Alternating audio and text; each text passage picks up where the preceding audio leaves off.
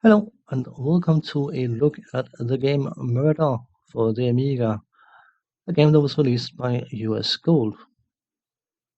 In Murder, you play the role of a amateur detective who's on the scene of a crime that's been committed, and as the game title might imply, it is, of course, a murder.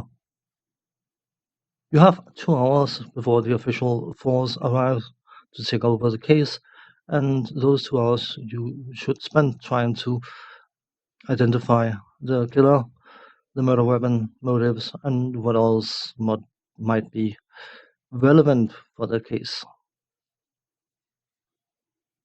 The crime solving aspect is entirely logically designed, so there is a logical solution to everything. Every single case can be solved, of which there are supposed to be over 3 million of, something that I find entirely possible and likely.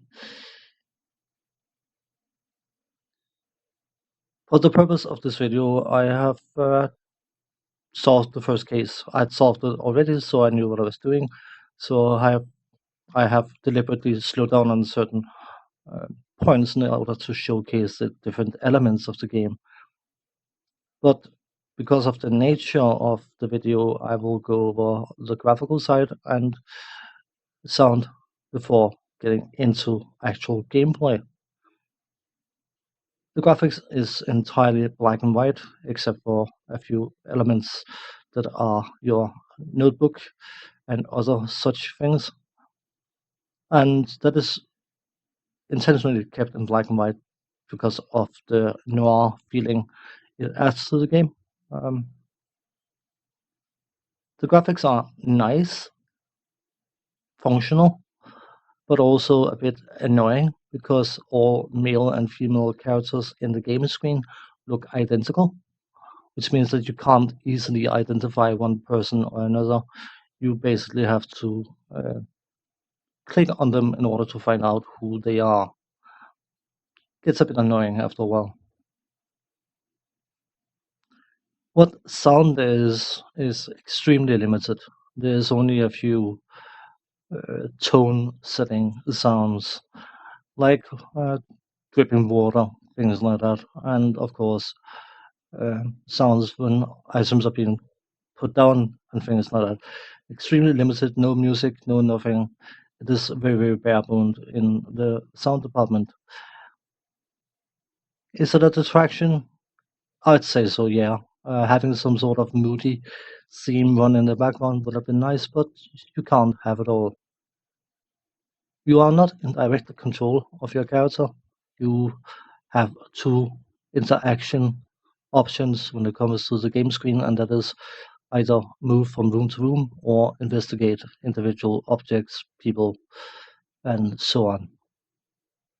The different settings of the game is set up by clicking on components on this newspaper. You can change the way your character look, and based on how you make him look, that will define his name. Each case is set, it's fixed on the date and the difficulty, and by changing the difficulty and the date, you get a mix and match of different cases, all of them unique. But once you've solved the case, it will not change if you set the exact same difficulty and exact same date, which I'm going to showcase. You can get some rather interesting looking individuals out of this, and unfortunately, no option for a female character. I suppose that around that time, something like a detective would have been a predominantly male occupation. So um, it's not very gamer friendly, but it is at least historically accurate.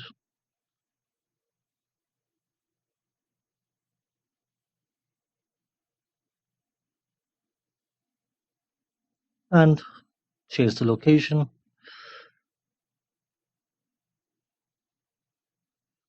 and the date. As I was showing before, you can see the 30 years, 8 for 12 months, and 30, 31 days, whatever.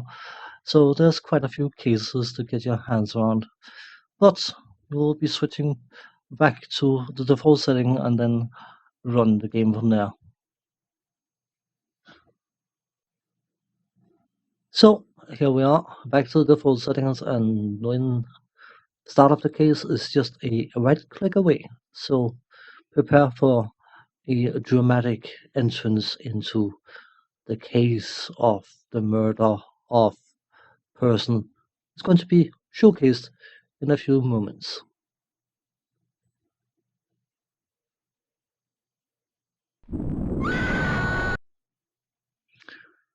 You are standing in the storeroom. Before you lies the body of Charles Innes. You have 2 hours to solve the crime. Good luck. So we start by investigating him even and realize that he's been stabbed. So we are probably looking for a stabby weapon. As I was saying before, you have 2 options. You can search or you can move, and that's about it, and then interact with the different icons. We're checking the gun for fingerprints because fingerprinting or fingerprints gathering is one of the predominant factors in this game. The Bowie knife doesn't have fingerprints on. The flintlock, obviously, because the man was stabbed. It's hard to stab someone with a gun. But basically, you want to get as many fingerprints as possible. It will list where you got them from in order to exclude people or to potentially connect fingerprints to a potential murder weapon. Going through the different icons, top right corner, the question mark questions people. Map underneath is a map of the layout. Surprise. Under that, you have your notebook, which will automatically gather anything important. As long I'm saying automatic, you still have to click in certain circumstances for information to be gathered. The fingerprint mark is to take fingerprints of objects. The question mark on the fingerprint icon is compare fingerprints. The gun with the cloth is wipe fingerprints off objects. That is important in case someone else picks up an object so you can get their set of fingerprints as well. Underneath that is pick up exhibit, which of course is ideally the murder weapon. You can only carry one object, so choose wisely. And underneath that again, the handcuffs, which is to, of course, arrest the suspected perpetrator. So, a bread knife, that is a stabby weapon. We got a fingerprint on the bread knife, so I deliberately moved over to the right to get it away from any other fingerprints. It is rather interesting that the murderer was smart enough to wipe off any traces of blood of the murder weapon, but not fingerprints. Hmm. Showcasing the map, you can click on the room so you get them identified, and then of course showcasing the notebook. People, Jenkins the butler found the body of Mr. Charles Innes. That's 10:51. Places, anything in information you get that gets us relevant to places will be put into that section. Getting more fingerprints and wiping the ashtray. Some people will carry objects. You cannot check them for fingerprints while they're carrying them, so you have to wait for them to drop the object off so you can actually check it. Discovered a paper knife, who's also got a fingerprint on it, which is of course a stabby weapon, so potentially a murder weapon. And I don't know why I compared the bread knife to the bread knife. That was a bit silly.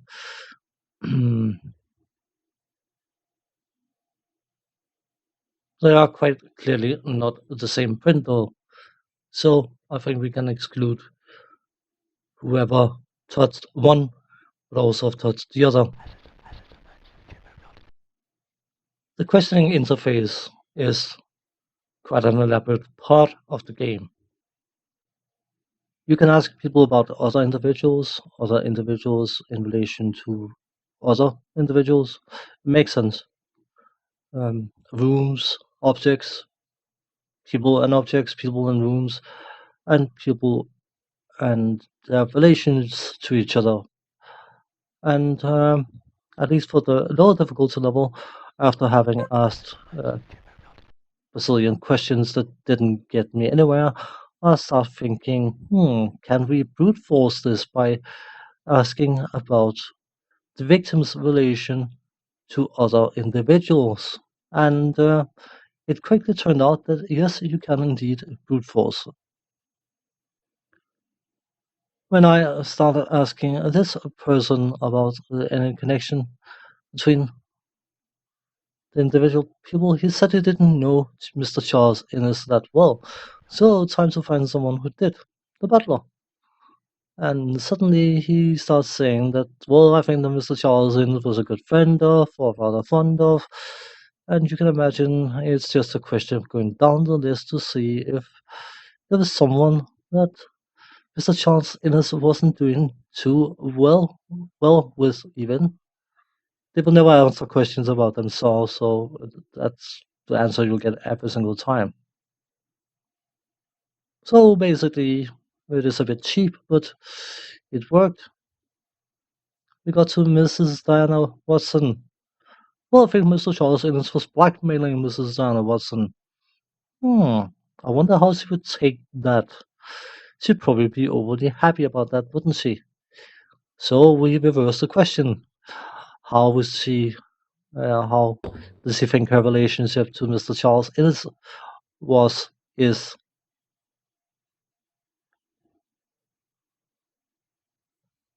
Well, I think that Mrs. Dan Watson hated Mr. Charles Innes.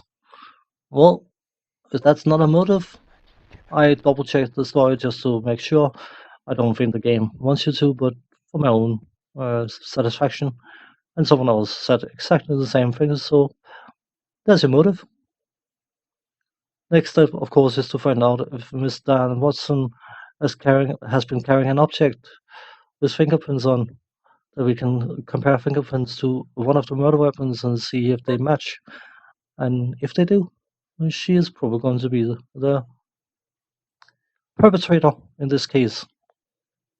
While solving the rest of the case, I'm going to spend the rest of the time coming to some sort of conclusion about this game.